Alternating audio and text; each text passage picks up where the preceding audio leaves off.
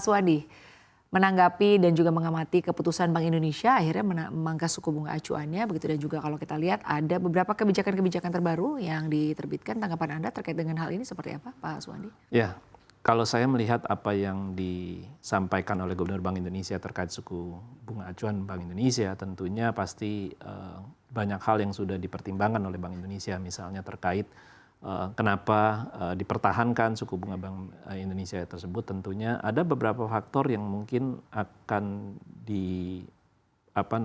menjadi perkiraan atau kenapa Bank Indonesia mempertahankan hal tersebut, karena banyak faktor yang mungkin harus dipertimbangkan. Faktor domestik misalnya, contohnya faktor domestik tentunya adalah hal-hal yang perlu ditimbangkan, misalnya menjaga kestabilan rupiah, inflasi yang terkendali, dan hal-hal juga terkait dengan bagaimana pertumbuhan ekonomi ini masih perlu dorongan-dorongan tersendiri.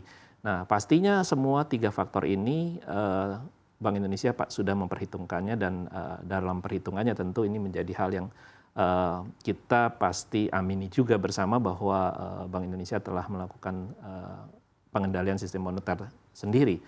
Nah, ini yang kami lihat, dan kami selalu menanggapi dengan secara positif juga terkait dengan apa yang disampaikan oleh Bank Indonesia. Baik, jadi artinya Anda melihat bahwa keputusan Bank Indonesia terkait dengan menahan suku bunga acuannya untuk di saat ini apakah sudah cukup tepat begitu? Apakah ini langkah yang memang harus dipertahankan dulu, mengingat kalau kita lihat juga kita masih sama-sama menantikan ya bagaimana sebetulnya The Fed akan mengambil langkah di tahun 2025 ini.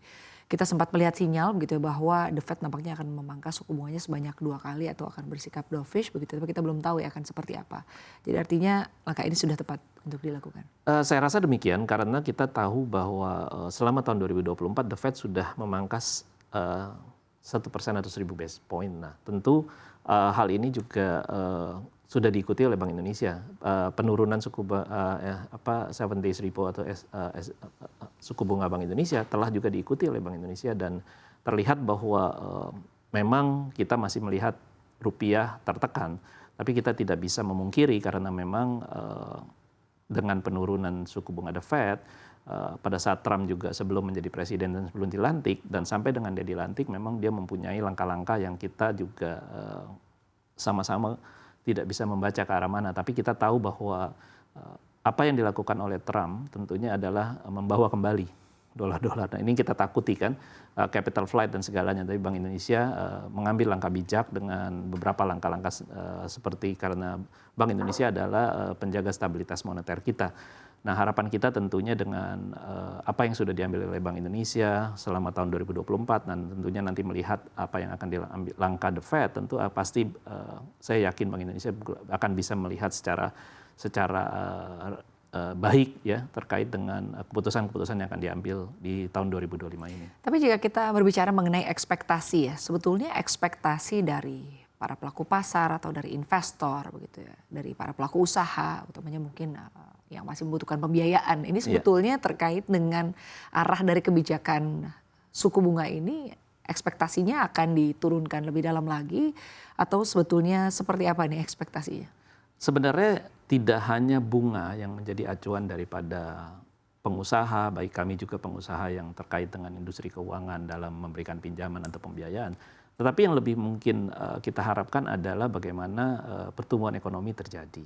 Nah, tentu ini harus ada kerjasama antara Bank Indonesia, Kementerian Keuangan, dan pemerintah di dalam kebijakan-kebijakan mengambil langkah bagaimana pertumbuhan ekonomi. Dan kita tahu bahwa Presiden Prabowo sendiri sudah menyampaikan bahwa tim ekonominya cukup optimis dalam misalnya menjaga pertumbuhan ekonomi dari sekarang sampai dengan tahun 2029 mendatang, sudah punya langkah-langkah tertentu ingin mencapai 8%. Nah, kita lihat bahwa 100 hari pemerintahan Presiden Prabowo juga mendapat tanggapan positif dari publik.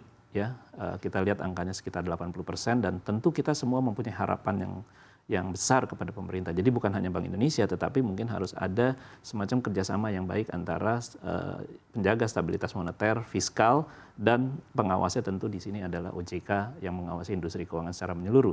Nah, jadi suku bunga bukan menjadi satu-satunya yang tentu menjadi faktor utama komponen untuk apakah ini akan menjadi satu hal yang sangat misalnya menjadi stumbling block untuk misalnya pengusaha tidak mengambil pinjaman dan segalanya. Kita sudah mengalami berbagai macam pengalaman terkait dengan kalau pada saat suku bunga tinggi dan segalanya. Tapi yang penting adalah pertumbuhan terjadi. Ya, artinya bahwa perekonomian perdagangan terjadi dan semua sektor yang ada di dalam iklim dunia usaha di Indonesia ini sendiri berjalan dengan baik. Memang kita saat ini sangat tergantung dari sumber daya alam, kita ketahui. Nah, ini tentu sumber daya alam ini menjadi faktor pertama penunjang pertumbuhan ekonomi. Nah, tentu ini juga kita harus melihat apa yang terjadi di global. Turun naiknya daripada harga komoditas ini pun juga menjadi acuan. Tapi yang pasti tentunya dengan suku bunga yang sekarang mestinya masih bisa terjangkau. Baik, tapi kalau dari kacamata Anda sendiri begitu atau dari asosiasi melihat apakah sudah ada dampak yang dirasakan setelah kita merasakan begitu ya di tahun 2023, di tahun 2022 terasa ada peningkatan suku bunga atau kita berada di era suku bunga tinggi. Di tahun 2024 kita lihat ada penurunan suku bunga. Ya. Apakah ini dampaknya sudah terasa?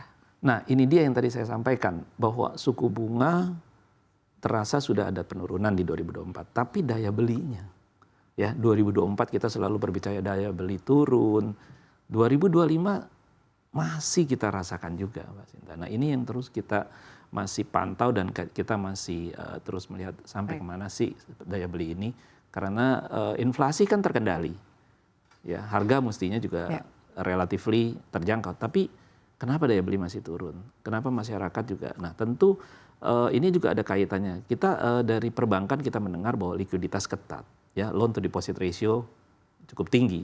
Nah ini juga mungkin akan ada hal-hal yang terkait dengan misalnya tabungan masyarakat berkurang dan segalanya, yang kita kenal dengan makan tabungan dan segalanya. Nah harapan kita tentunya ke depan adalah tadi kalau perekonomian kita tumbuh, tentu lapangan kerja juga ada, yang bekerja sendiri juga bisa spending dan segalanya. Kalau tidak, ini yang kita khawatirkan bersama, Mbak Sinta.